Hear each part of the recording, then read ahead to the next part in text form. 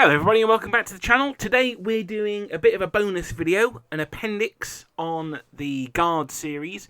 I thought we'd finish that, but then I started looking into the other elements of the Guard, especially ones that have got rules in black powder, and thought that it'd be a shame not to cover every single unit that fought in the Guard. I think that would be a bit of a waste. So this is going to be the first one, and we're going to be looking at the artillery of the Guard in this one. So that's the horse artillery of the Old Guard, and the foot artillery of the Old Guard, and also the horse artillery of the Young Guard, and the foot artillery of the Young Guard as well. So I don't think there was any Middle Guard artillery. I certainly couldn't find any reference to any. But if someone knows better, or someone knows different, then please let me know in the comments down below. So let's jump into it. The artillery was a major part of the Guard, consisting of both foot and horse artillery. Being an artilleryman himself, they were amongst Napoleon's favourite men, many of them known to him by name. And artillerymen weren't your standard soldier. This was a different kind of soldiering. This was scientific. And so it attracted a soldier that was maybe a little more, shall we say, cognitive than most. Saint-Hilaire described them as, quote, "The foot gunner of the Old Guard was a large and lanky fellow. He had the slightly arched back found in all men who devote themselves to operations of force. His character was as severe as his uniform, and he spoke little. His meditative air, although he was only a private, made one soon guess that he belonged to an erudite arm, to a corps special to Napoleon. More or less justified in his preferences, placed before all the others, without exception, even those of his engineers. His step was a little heavy, and on this standpoint he was far from resembling his brother-in-arms, the horse gunner." End quote. So I think that gives a really evocative image of, in this case, a general's perspective of these soldiers. Now, similarly to most nations, the artillery wore quite different uniforms depending on whether they were horse artillery or foot artillery. Both wore dark blue jackets and trousers. The dark blue trousers would be in winter wear. They'd be white for summer. And the foot artillery were dressed very much like their regular Guard equivalents. So a Young Guard gunner would look like a Young Guard fusilier. Well, grenadier or chasseur, I guess it would be. And the Old Guard would be the same as well. Now that included the status symbols of being in the Guard, such as the long greatcoats and bearskin. And at least after 1810, I'm not sure about if this was the case before then, but certainly from 1810 they would have the short swords that you would associate with the Guard and grenadiers in general, and red epaulets and plumes as well. Even after the dress reforms of 1812 and the introduction of the habit vest, or the short coat for the Young Guard, the Old Guard kept their tailcoats, and they carried on with those right through to the Battle of Waterloo. They also kept their bearskins as well, after they were done away with for red plumed shakos in the majority of the line. Although obviously Old Guard, they kept their bearskins as well. Now officers, they were also a different class. As was the case in many contemporary armies at the time, rather than being merely products of wealth and privilege, they were technically minded men who went to one of several gunnery schools across France. But just because they were more well-educated than their line counterparts doesn't mean that these were Poindexter nerds, and they could be as hard-fighting as anyone else in the army. One of the commanders of the Old Guard artillery, General Druout, was known as the Thunderer, and his successor, maybe a little less hardcore, was known as the Monk Soldier. Apparently fighting and praying was the only things that Druout ever did. The horse artillery, however, was a lot more dashing than their foot equivalents. Similarly to the Royal Horse Artillery in the British Army, they wore hussar-style uniforms, although these guys wore them with tight Hungarian-style breeches. These would be covered in overalls when on campaign, so you can get away with using, proper trouser guys as well. But instead of the bearskin of the Old Guard, these guys would wear the much shorter busbies, which is obviously a lot more helpful if you're galloping around at top speed. And although plumes and busby cords were ordered to be left at home, they were often used on campaign. There's a lot of figure manufacturers out there have them on, and you know what, I think that's a good thing. It really marks them out as being something a bit special. Now, one of the most important things for horse artillery is the artillery part. The other 50% of it comes in the horse section of that phrase. And the horses that the Guard horse artillery had, particularly the Old Guard, were the absolute best in France. They were made up of large blacks, normally without markings. It was considered at the time, now I don't know much about horses, but it was considered at the time that markings like, white socks or stockings or whatever were considered to be signs of weaknesses in the horse. But I don't know if that's true or not, but that was definitely the idea back then. So if you're painting up some Guard horse artillery, then just do them as blacks, no markings on them at all. And that said, obviously you can only do the best with what you've got. And they weren't always so lucky as to have nice black horses. In Spain, for instance, their support wagons, so that's their caissons, not Cassians as I've pronounced them previously, caissons, carts, all that kind of stuff were drawn by mules and donkeys, as was, largely the case in Spain. Henri Lecoq describes perhaps the less than glorious entry of the Guard artillery into the centre of French operations in Spain, Burgos. Quote, "Meanwhile, the Guard artillery from Le Fère arrived in Burgos with some of its gun carriages hitched to cows." End quote. So there's a modelling opportunity there for you. A nice cow-drawn limber. But Napoleon, he didn't see the funny side of that one, and he was super not impressed. So when they got back to France, on their way through to the Danube campaign, then he gave them the absolute best horses available. And this continued throughout the war. Even in 1815, when Napoleon reorganised his army, he took black horses from the 1st and 2nd Carabiniers, who were particularly the 2nd Carabiniers, who were the elite of the line cavalry and should always have been riding blacks. He took their horses and gave them to the Guard artillery. So if we're doing 1815 French horse artillery for the Guard, they should all be black horses. And there's an excuse to have some brown or other coloured horses in the Carabiniers there as well. Now, perhaps fitting for the Guard of a man that started off commanding guns, the artillery of the Guard predated even the formation of the Imperial Guard itself, dating back to being part of the Consular Guard in 1800. Many of the officers were men that had served with Napoleon in Italy and or in Egypt, and it consisted of one horse artillery battery until 1802, when he increased the size of the Guard artillery by incorporating another horse artillery battery and a company of foot artillery. So a company of artillery, that's a number of batteries. I want to say it's 4, but it changes around in different periods as well. Certainly this time, not my expertise. Again, if someone knows, please leave a comment down below. Now, to make up the numbers required, anyone who's seen the other Guard videos will appreciate that this is standard for increasing the size of the Guard. To make up the numbers that he needed, he ordered each artillery regiment to send, quote, 2 tall men of robust conduct, end quote. And as with the men of the old Guard, these had to have participated in a number of campaigns, in this case 3, and also be literate. Regular gunnery competitions would be held for the title of Best Battery in the Guard, and this carried on throughout the entire Napoleonic period, keeping those gunners at their absolute peak. Something that we've talked about before, particularly in the old Guard video and the young Guard video, but from the other way, is that sometimes these soldiers, they get into the Guard formation and they don't actually see that much action because, they're held in reserve or whatever. But the Guard artillery, they were constantly drilled, constantly training, and like I say, these competitions that they would hold to be the best battery in the Guard, that was a big thing, so they'd be well trained for that.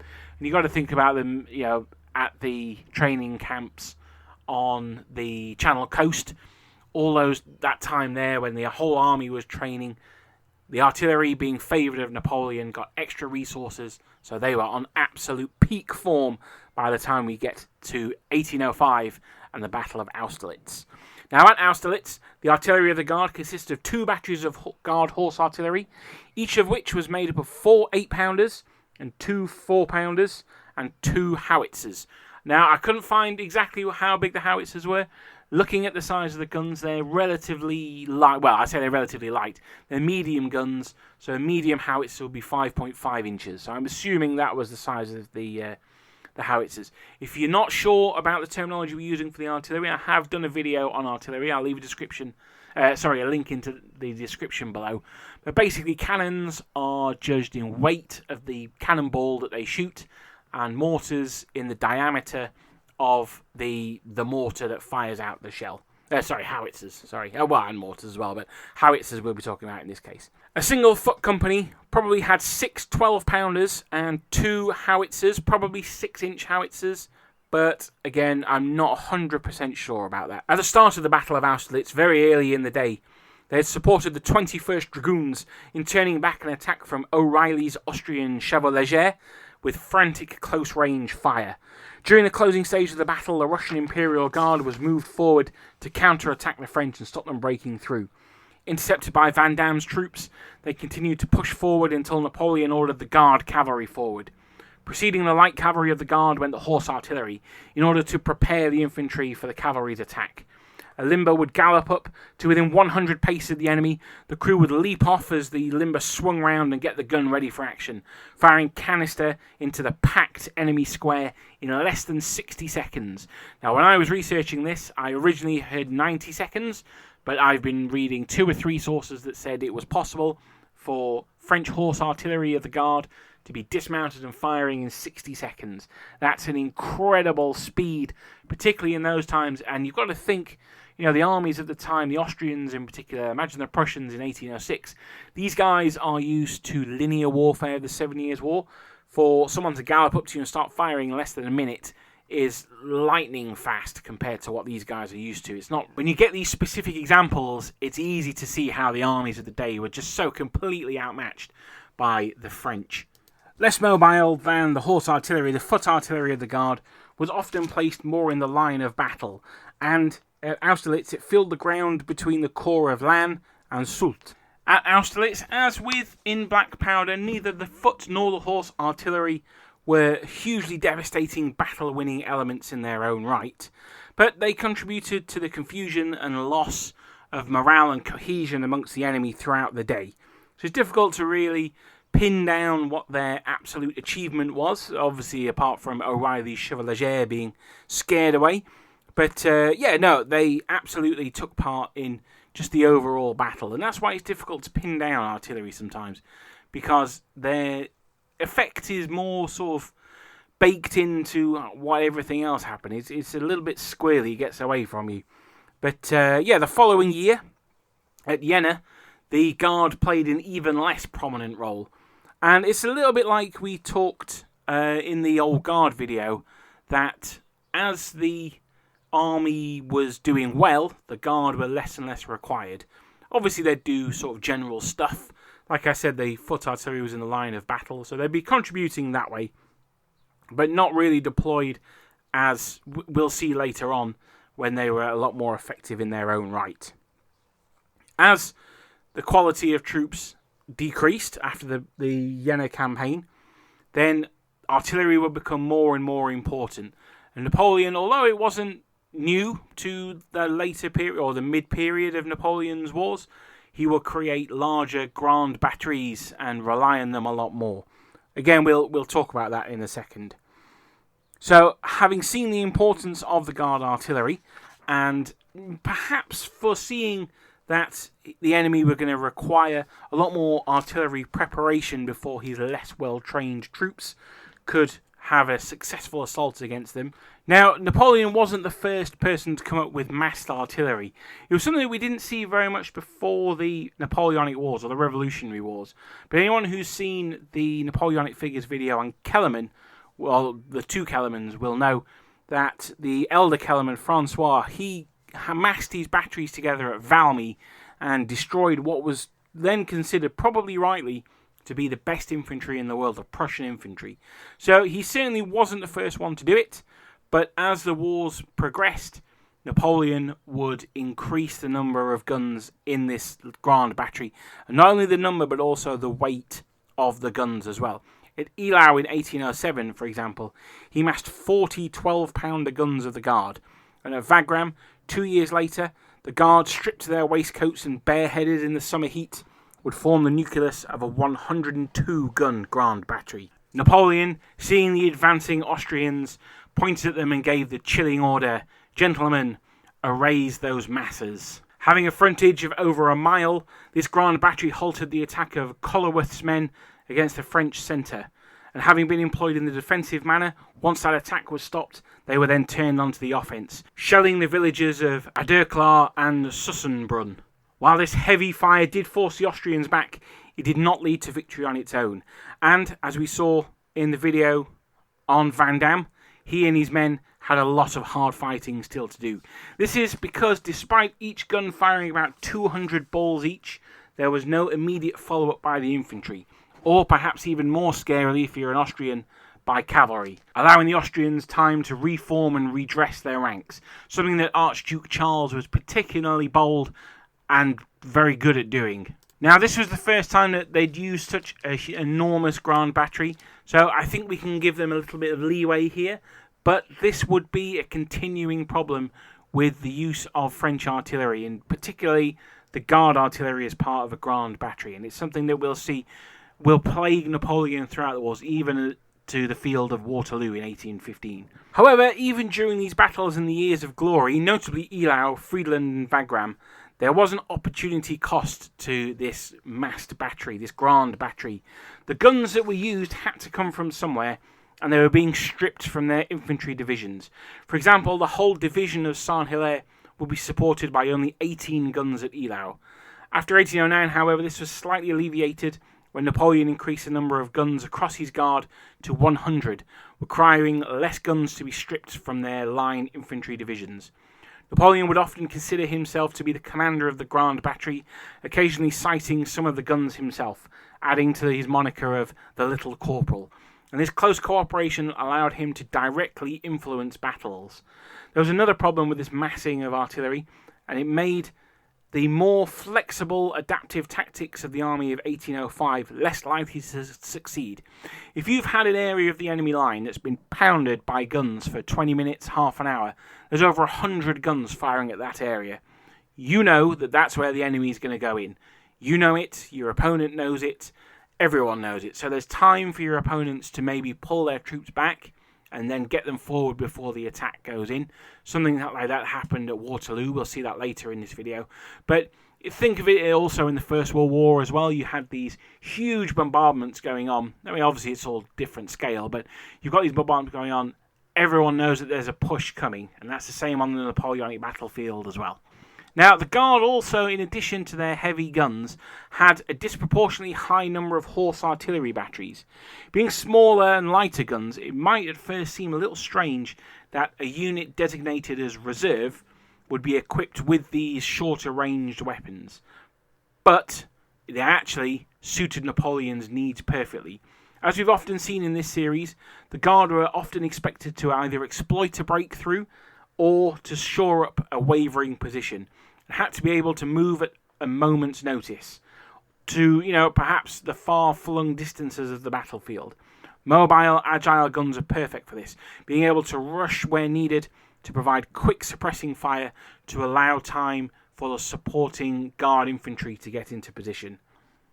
Obviously, the Guard were present for the invasion of Russia. We spoke about their appearances in Spain as well. There's not really a huge amount to write home about for the artillery there. They were employed in the battles of Smolensk and later at Borodino. But the Russian artillery, one of the main uses of the Grand Battery was to unseat or destroy enemy cannons. The Russians were dug in at Borodino, the so-called Fleischers, the gun positions. So they didn't have a huge impact there. That's one of the reasons why the casualties were so high, because it came down to that brutal hand-to-hand bayonet fighting. Now, the retreat from Moscow in 1812 caused huge casualties amongst all troops, but particularly the artillery. These guns are heavy, they're difficult to maneuver, they require horses, all things which require a lot of resources. And when you're running for your lives, starving to death, things that you can ill afford. So the guns were left where they lay, basically. The troops just got back as fast as they can. Now, the reforms of the army after the disaster of 1812 saw the Guard artillery again expanded. As we touched on earlier, this would help make up for the lack of experience, training and age of the new recruits. And the Guard artillery itself was required to use fresh recruits. I'm going to give you the organisation of the Guard artillery here. There's going to be a lot of numbers, so it's going to be a bit weird, but I'm going to try and make it as simple as possible. This is not me sort of being insulting, but it can get quite confusing. Reading it back to me myself, I was a bit like, ooh, right, okay. So, in 1813, there were 7 Old Guard foot batteries in the field. 5 of them were equipped with 6 of the guns that would be called Napoleon's Beautiful Daughters. That's 12-pounders. And 2 6-inch howitzers. So each battery would have 6 12-pounders and 2 6-inch howitzers. These were considered to be heavy field guns at the time. The other 2 foot and all 8 Old Guard horse artillery batteries were equipped with 6 6-pounders and 2 5.5-inch howitzers. Now I say 8 Old Guard horse artillery batteries because that includes the horse artillery of the state of Berg, which were counted as Old Guard. I'm not entirely sure why, to be honest, but there you go. Now, if the quality of the army was reduced, then the quality of the Guard artillery was not. Despite these new recruits that came after the retreat from Moscow, the average experience for an officer in the Guard horse artillery, for example, was 17 years of experience, and for privates, 14. So even in 1814, 1813, you've got guys who've been in the army since before Napoleon was even first consul. So that's pretty impressive. The Young Guard artillery is made up of 16 batteries of foot artillery with no horse artillery. Each of these 16 batteries contained 6 6-pounders and 2 5.5-inch howitzers. So I think for rules-wise, well, we'll talk about rules at the end, actually. I was going to do it there, but we'll talk about that on the tabletop at the end. This sheer number of guns required a massive amount of manpower, and so 800 recruits from the levy en masse of 1812 were sent to the Young Guard to train as gunners and members of the artillery train. And now we get to the battles of 1813 and 14. The battles for France, the retreat of Napoleon's empire. 1813 would see the heavy cannon of the Guard roaring across the battlefields of Germany, at Weissenfels, at Lutzen and Bautzen, and on the 16th of October at Wachau, where Druout commanded a grand battery of 150 guns, the vast majority of which came from the Guard. Only 3 days later, Druout was at Leipzig, fighting sword in hand in the midst of his gunners, earning the title Count of the Empire on October the 24th, 1813. At Lutzen, 60 guns of the Guard artillery stopped an Allied advance almost single-handedly, and then helped clear the area for a French counterattack. Here we see another problem with this method of massed cannon warfare, and interestingly, like I said earlier, one that would plague the First World War generals as well. Infantry were able to advance where the artillery had cleared an area, but as soon as they were no longer in this beaten zone, they were vulnerable to counterattack, the guns requiring time to be moved forward. This would also be the case at Bautzen and Leipzig, where the Guard infantry and artillery did not work as well as could have been hoped, leading to the squandering of these breaks in the enemy lines. Again, we keep seeing that these massed batteries, fantastic at creating holes in the enemy lines. You can't stand up to 150 guns firing 200 cannonballs at you. You need to fall back. But the French generals were unable, unwilling, maybe their troops weren't skilled enough or quick enough to exploit these gaps in the enemy line. The next major set-piece battle the Guard were required to take part in was the Battle of the Nations, the Battle of Leipzig. Command of the artillery battery, and thus the Grand Battery deployed on Gallows Height, was given to Count Antoine Druout and was positioned south of Leipzig itself.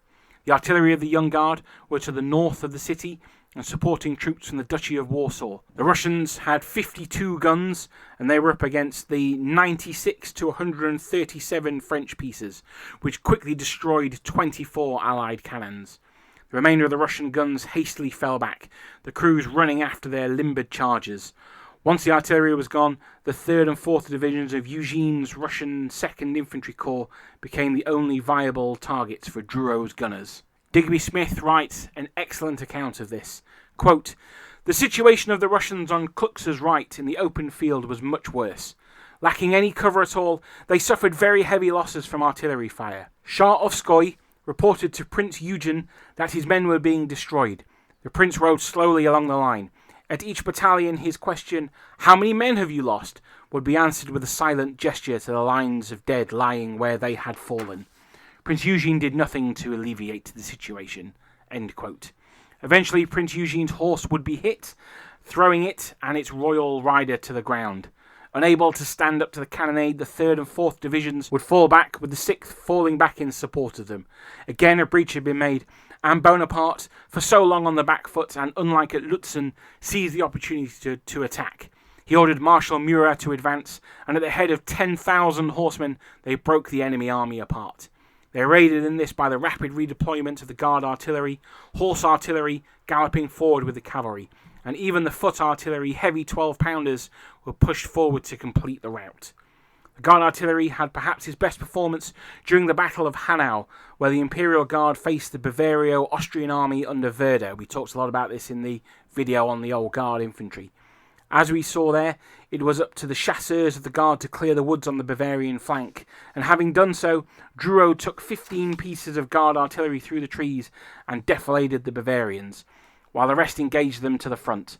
Attacks on both sides, the Bavarians were in utter confusion, sending cavalry to pressure the French, and seeing Druout's cavalry, the Bavarians attacked, sabres flashing, shouts of huzzah on their lips.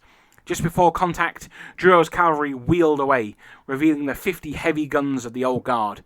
Primed and ready to fire, they destroyed the Bavarians in a single thunderous volley of canister. At the Battle of La Rothière, however, the Guard cavalry were put to flight by a combined force of Russian dragoons and the hussars of Vasil Chikov. This allowed the capture of 24 guns of the Old Guard, which I assume were horse artillery, but their success wasn't capitalised on quickly enough.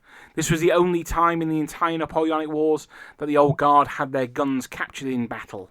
Despite this loss, they continued to fight on through February and March in the Battle for France, at Champaubert on February the 10th, Vauchamp on Valentine's Day, then Marmont on the 16th, and at the larger Battle of Craonne, Laon, and Arcis-sur-Aube in March. After the latter battle, Druout was promoted to Grand Officer of the Légion d'Honneur on the 23rd of March.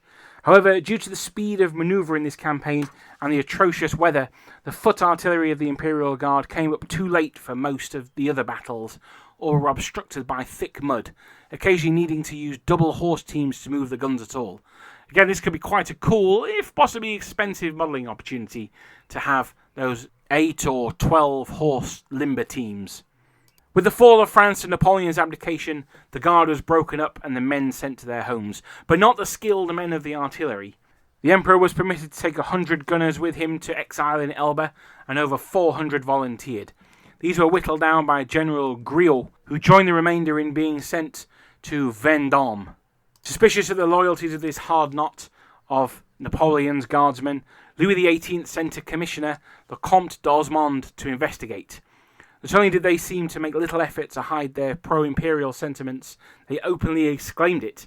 During a Te Deum Mass for the Bourbons' return, some grognard shouted down the priest when he contrasted, quote, the virtues of the king with the crimes of the tyrant, end quote.